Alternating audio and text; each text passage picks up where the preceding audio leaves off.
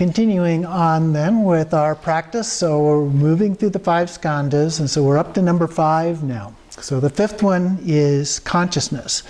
So this practice is fairly similar to others that we have done. So we're going through this in slow steps, stages that enable us then to make each step a little bit easier along the way. And so here we normally are aware of self. We talk about self, and we use that word a lot. We use it a lot in Buddhism, and it has different kinds of uses. And so here, we're talking about being aware of self, or the difference between self and other. In Vipassana, basic Vipassana, we talk about the emptiness of self, the emptiness of other. So we need to know what self and other are. And usually self has something to do with our body, maybe include our psychology, our personality, those kinds of things. It may include our career, our job. It may include other kinds of characteristics that we attribute to ourself, and so forth.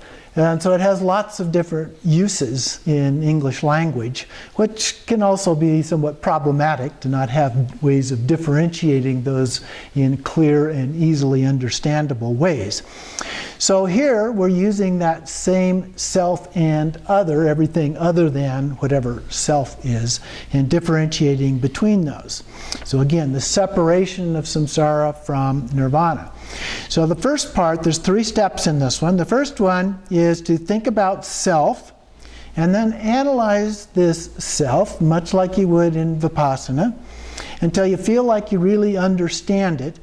And then you shout, "Pei!" So we're going back to that one again, and creating that gap.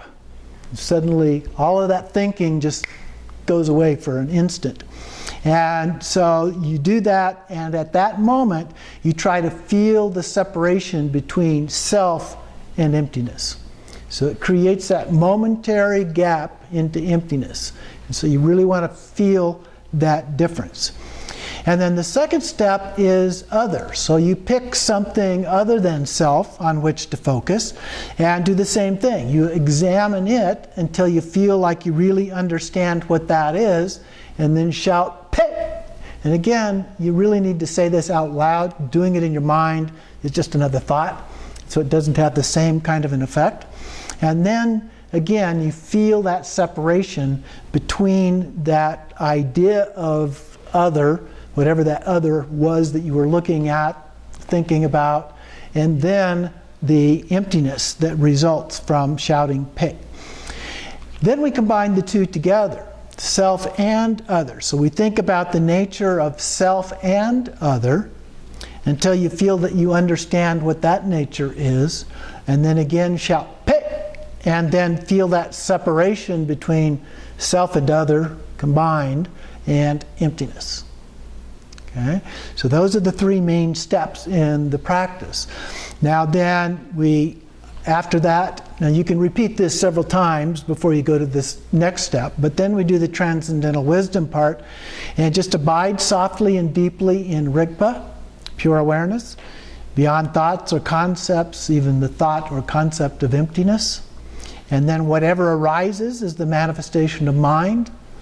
It abides, self-liberates, and just let go and let be, no attachment, no aversion.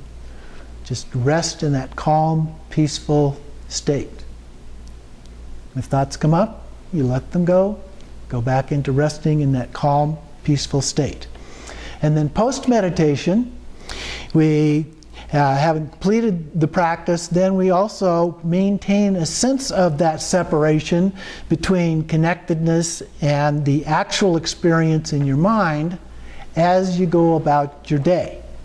And then just remind yourself as often as you can when you're going throughout your day about, oh, this is an other, or I'm thinking about self, or the two together in some way.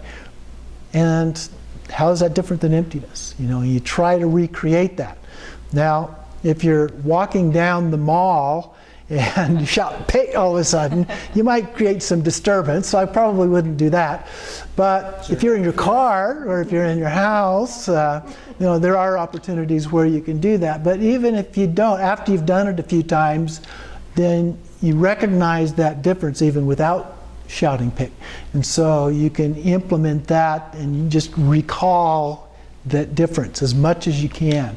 So what we're trying to do is train our mind.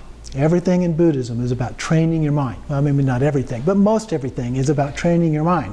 And so we're creating these neural pathways in our brain that recognizes that, so we become familiar with it, we become comfortable with it, and we really understand and know what those differences are. So that is the basic practice for this next week. One small step beyond where we've been.